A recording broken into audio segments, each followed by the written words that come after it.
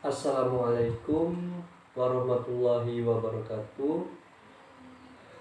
Perkenalkan, nama saya Tegar Masyara Akbar dengan NIM B1B1 22058 dengan mata kuliah yaitu Tata Kelola Keuangan Pemerintahan dengan dosen pengampu yaitu Pak Alfa Beriansyah, SIP MIP. Baiklah, di sini saya akan mempresentasikan tentang materi siklus pengelolaan keuangan daerah di Provinsi Jambi.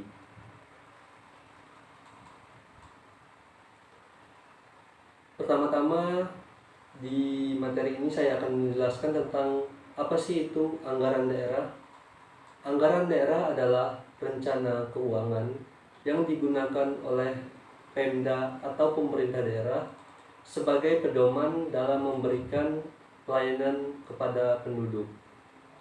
Menurut Undang-Undang Nomor 32, proses penyusunan anggaran pada tahun 2004 melibatkan eksekutif atau Pemda dan legislatif, yaitu DPRD, di mana kedua belah pihak bertemu melalui panitia anggaran.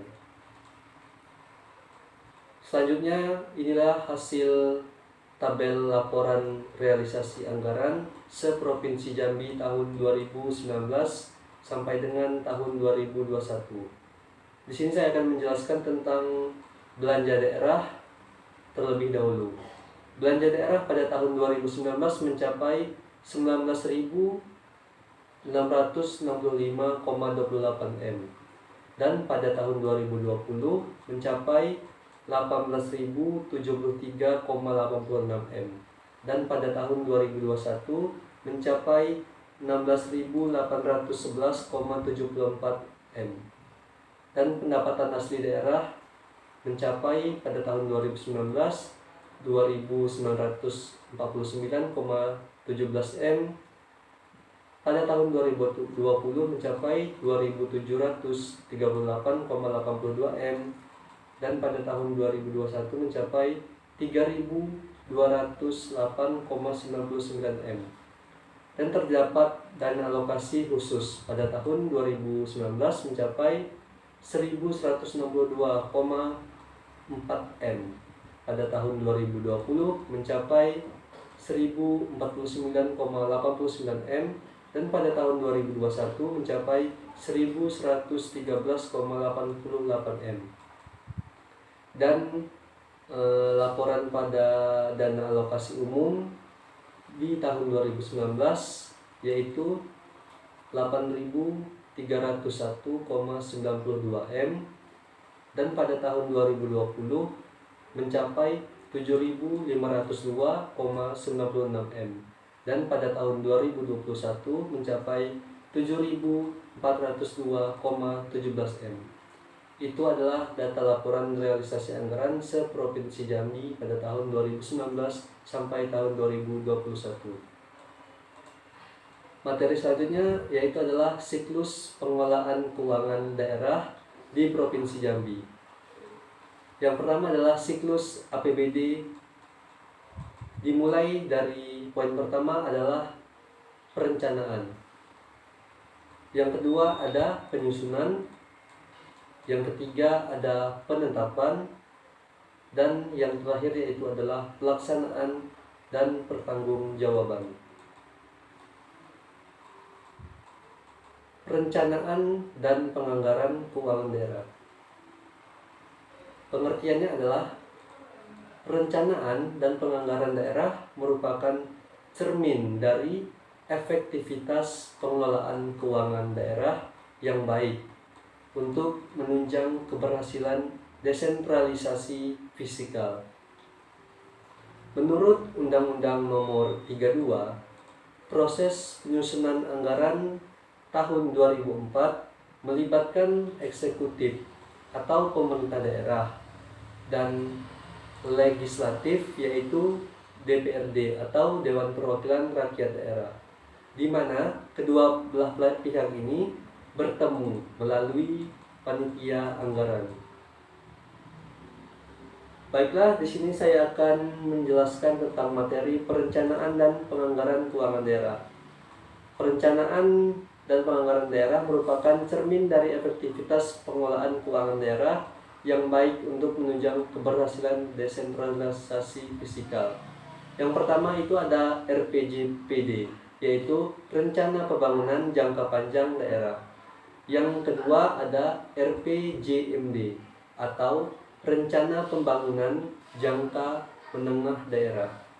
Yang ketiga ada RKPD, yaitu Rencana Kerja Pemerintah Daerah. Yang keempat ada KUA, yaitu Kebijakan Umum dari APBD. Yang selanjutnya adalah PPAS atau Prioritas dan Platform Anggaran Sementara.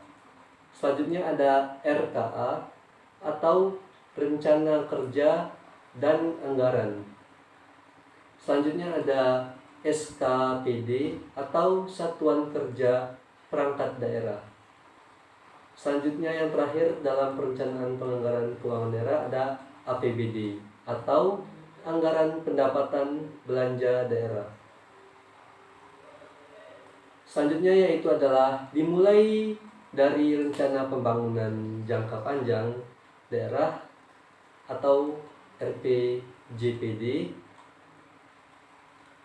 dan RPJPD ini sebagai acuan penyusunan rencana pembangunan jangka menengah daerah atau RPJMD sampai dengan setelah dibuatnya RKA sampai SKPD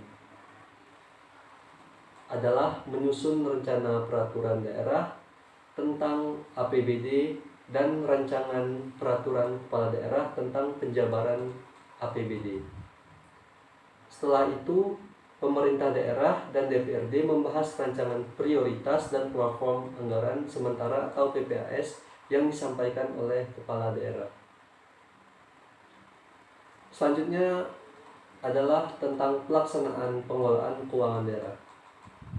Penjabat pengelola keuangan daerah atau PPKD memberitahukan kepada semua kepala satuan kerja perangkat daerah atau SKPD agar menyusun dan menyampaikan rancangan dokumen pelaksanaan anggaran SKPD atau DPA sampai SKPD paling lambat 3 hari kerja setelah APBD itu ditetapkan.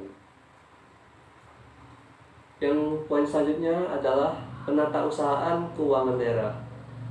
Yang pertama ada bendahara penerimaan.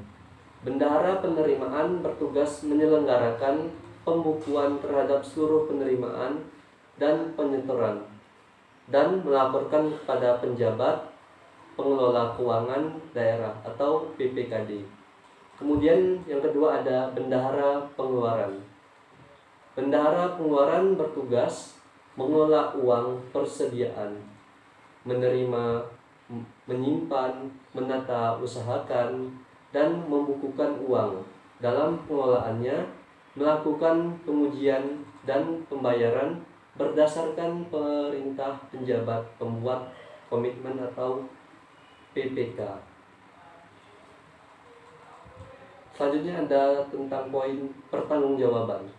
Pertanggungjawaban pelaksanaan anggaran pendapatan dan belanja daerah disusun dalam bentuk rancangan peraturan daerah atau Raperda tentang anggaran pendapatan dan belanja daerah dalam tahun berjalan. Selanjutnya adalah laporan realisasi anggaran untuk periode yang berakhir pada tahun 2022 sampai 2021. Berikut poin-poinnya yaitu yang poin A ada pendapatan negara dan hibah. Di situ meliputi penerimaan negara bukan pajak. Yang berjumlah pendapatannya itu 37.979.251. Dan yang poin B-nya adalah tentang belanja. Di belanja itu ada belanja pegawai, belanja barang, dan belanja modal. Dan diperkirakan jumlah belanjanya mencapai 21 triliunan. Baiklah, kesimpulan tentang materi APBD kota ini di Provinsi Jambi, yaitu pertanggungjawaban pelaksanaan anggaran pendapatan dan belanja daerah disusun dalam bentuk rancangan peraturan daerah atau Raperda tentang anggaran pendapatan dan belanja daerah dalam tahunnya berjalan. Laporan keuangan pemerintah daerah provinsi disusun untuk menyediakan informasi yang relevan mengenai posisi keuangan dan seluruh transaksi pemerintah daerah selama satu periode pelaporan. LKPD terutama digunakan untuk membandingkan realisasi pendapatan dan belanja dengan anggaran yang telah ditetapkan, menilai kondisi keuangan, menilai efektivitas dan efisiensi, dan membantu menentukan ketaatan terhadap peraturan perundang-undangan. Baiklah, sekian materi dari saya, yaitu tentang laporan realisasi anggaran Provinsi Jambi. Apabila ada kata-kata yang salah mohon dimaafkan. Saya akhiri, wabillahi taufik wal hidayah. Wassalamualaikum warahmatullahi wabarakatuh.